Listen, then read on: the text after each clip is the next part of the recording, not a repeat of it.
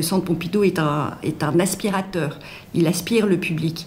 Il voulait vraiment être un grand bazar, générateur de rencontres de public. Votre attention s'il vous plaît. Implantée dans le Centre Pompidou depuis 1977, la BPI occupe une place centrale dans la vie culturelle parisienne.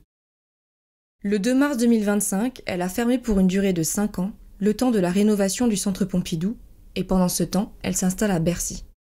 Le podcast Capsule BPI tente de garder vivant le lien avec la bibliothèque, en partageant les témoignages de ses lecteurs et de ses agents. Dans cet épisode, bibliothécaires et usagers partagent des histoires de rencontres marquantes, drôles ou touchantes, nouées entre les rayons de la bibliothèque. Une conversation impromptue, une amitié qui naît durant un atelier, ou encore ces liens qui se tissent entre le public et les bibliothécaires, la BPI apparaît bel et bien comme un grand bazar générateur de rencontres. Moi, quand je travaille dans la BPI à l'accueil du public, c'est plus qu'une personne particulière, c'est vraiment un type d'usagers, d'usagères que je vois, moi, dans mes permanences dans la bibliothèque qui me touche et qui me marque. Je fais mon service au bureau presse, nouvelle génération, donc l'accès aux BD, aux jeux vidéo, ainsi qu'à toute la presse. Et nous, quand on arrive à midi en semaine ou à 10h le week-end, on a vraiment une petite tribu d'usagers, toujours les mêmes, de fidèles, qui arrivent dès l'ouverture. Ils ont leur place, ils veulent... qui le Parisien, qui le Monde, ils s'installent toujours au même endroit, ils lisent leur page et 2 heures après, ils referment tout, ils repartent et à demain et on les revoit comme ça jour après jour. Et je trouve ça très touchant parce que quel que soit le type de public, est-ce que ce sont des personnes dans une situation précaire ou autre, des retraités, mais qui ont juste besoin de cette présence quotidienne avec les autres, enfin ce moment où on se met un petit peu ensemble pour lire. Je ne sais pas, mais en tout cas, voilà, on a ce type d'usager que moi je trouve très touchant et très mignon. On fait tellement de rencontres en fait à la BPI. Et donc il y a plein de visages qui me sont venus en même temps. J'arrive pas trop même à déterminer parce que en fait quand on a un service public déjà on est amené à rencontrer des gens dont l'histoire nous touche, qui viennent nous voir. Je me rappelle même plus spécifiquement de certaines personnes en fait. Ça fait partie d'une sorte de panel comme ça de gens qui, chacun à leur niveau, peuvent nous toucher, en fait, parce qu'ils ils viennent nous voir pour telle ou telle chose. Et après, bien sûr, il y a des usagers aussi. J'ai par exemple en tête un usager qui vient, mais alors, tous les jours. Il est toujours là. Je pense que si j'en parlais aux collègues, vous repériez qui c'est. Mais en fait, je me suis rendu compte qu'il habitait dans la même ville que moi. Je l'ai croisé un jour au Naturalia. Et donc, je le vois de temps en temps. Et c'est drôle parce qu'on ne se parle pas trop. De temps en temps, il vient me voir... quand je suis en service public. Et j'aime bien sa présence, le retrouver dans l'espace public, puis le retrouver vers chez moi. Je trouve que c'est un lien qui est assez drôle. Et voilà, au final, je me dis qu'il y a peut-être plein de gens qu'on croise dans la rue, puis qui fréquentent la BPI. Il y a cet aspect un peu de maison ouverte, comme ça. La deuxième personne, c'est Jean. Alors, on ne l'avait pas connu parce qu'il est parti à la retraite au moment du Covid. On a vieilli ensemble. Quand je suis arrivée, il était déjà là, au labo de langue. Il est de Pondichéry. Il a toujours été au labo de langue. À chaque fois que je revenais après des temps de repos, entre guillemets, il était toujours là. Et je l'ai vu vieillir, prendre des cheveux blancs. En même temps que moi, je vieillissais et que je prenais des cheveux blancs. Oui, Jean, il m'a marqué parce c'était quelqu'un qui, en tous les cas d'apparence, était très calme. Et moi, j'avais besoin de ça.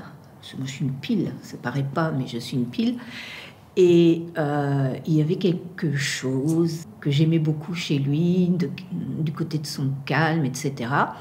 Et quand je suis revenue en 99 pour apprendre le lacrota une première fois, il était là et il était très content que quelqu'un s'intéresse à une langue amérindienne. Et quand je suis revenue en 2016, il était encore là. Et il se souvenait.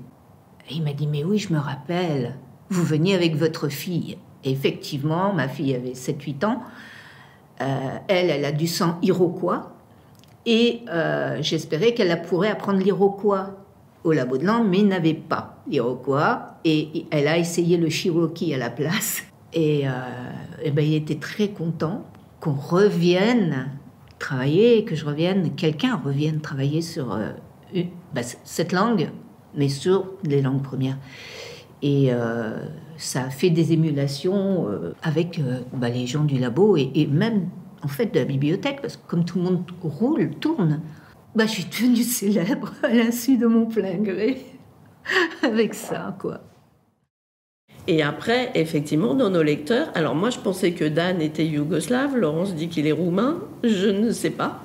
En tout cas, il vient d'un pays de l'Est, il a fui son pays et il ne parlait pas du tout un mot de français. Et ce monsieur est resté, je ne sais pas, mais il vient encore, mais très rarement, nous voir, ce qui est drôle, mais au moins une bonne dizaine d'années à venir tous les jours, toutes les semaines pour apprendre le français. Et on ne le comprenait absolument pas au début. Et on a fini, effectivement, il a super bien appris le français. Et donc il venait, il avait besoin de nous pour ses papiers, beaucoup, parce qu'effectivement, il faisait une demande d'asile. Et il était très touchant, ce monsieur, parce que je pense qu'il vivait les 3/4 du temps dans la rue. Et que pour nous remercier, il nous ramenait toujours des petits chocolats ou de sucre qu'il récupérait dans les cafés ou qu'on lui donnait.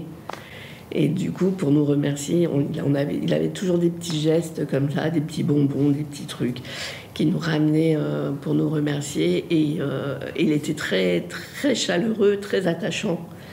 Il avait une histoire très triste. Et je sais pas, j'ai un souvenir de lui. Et il vient de temps en temps encore, au bout de 30 ans, faire un petit coucou de temps en temps à la BPI, avec sa raquette de tennis, toujours. Donc il fait du tennis.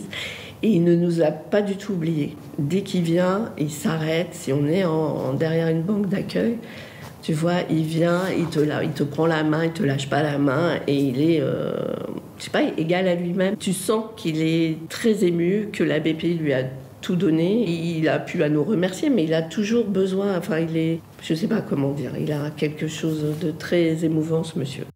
Après, ce qui est amusant aussi à la BPI, c'est qu'on accueille 4000 ou 5000 personnes par jour et que malgré ça, on connaît les publics. Il y a certaines personnes qui reviennent tous les jours. Il y a nos habitués qu'on connaît, qui ont leur place.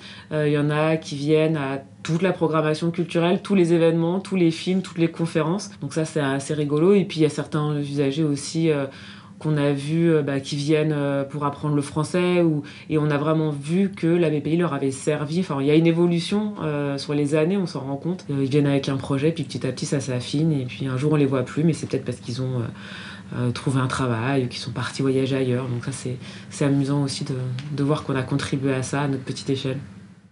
Pour décrire une personne, je dirais une bibliothécaire. C'est elle qui m'a donné la chance de connaître le savoir manipuler l'ordinateur. C'est Agathe. C'est elle, c'était dans l'atelier de l'informatique jeudi. Donc après ça, elle m'a dit t'inquiète pas, tu vas aller doucement. Donc et après, même quand c'est pas les heures de l'atelier, si tu travailles ici, viens me voir ici, je suis là, ou viens voir d'autres personnes. Tu les demandes, s'ils ne te répondent pas, reste tranquille. Quand je serai là, tu me poses la question et viens me voir, ne t'inquiète pas. Donc c'est une personne, je crois, elle est sympa. Donc même après, je suis parti la voir, elle m'a montré, il y avait certaines choses qui me bloquaient. Je suis parti, elle m'a montré et tout. Jusqu'à présent, si j'ai un problème, je peux le voir. Alors, je m'appelle Agathe, je suis bibliothécaire à la BPI. Alors là, c'est pas forcément une histoire d'amour, c'est plutôt une histoire d'amitié qui, moi, m'a aussi touchée.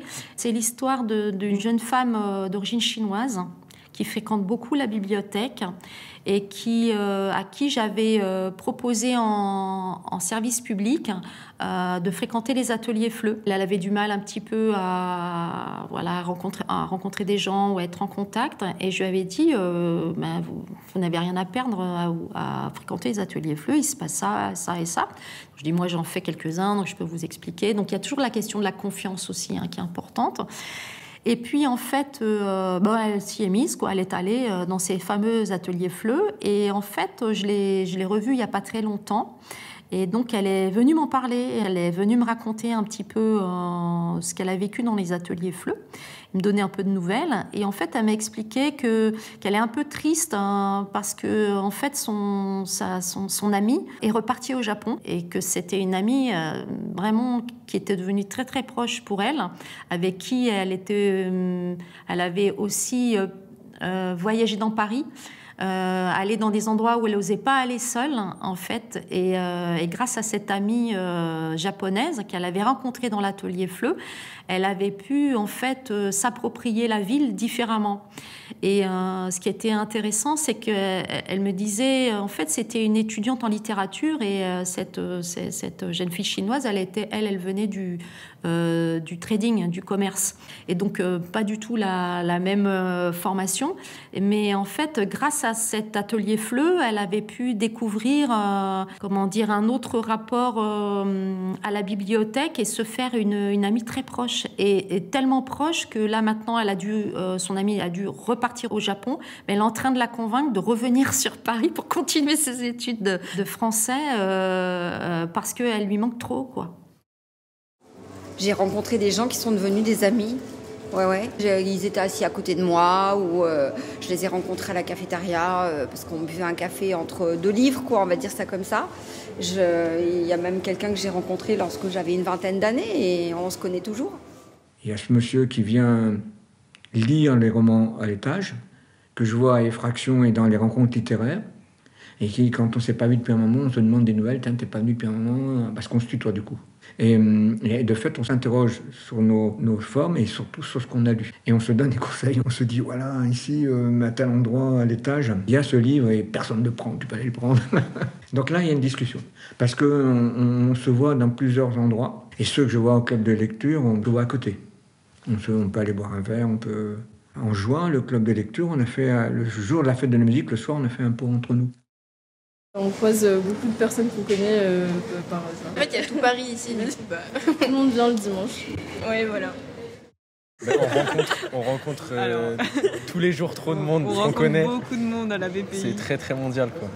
Ouais, beaucoup de passages donc, de gens qu'on connaît. C'est assez marrant. Ça fait une pause pendant les révisions. Il y a une grosse diversité dans la bibliothèque, donc c'est sympa de pouvoir travailler dans ces conditions. Il n'y a pas que des étudiants. Ouais.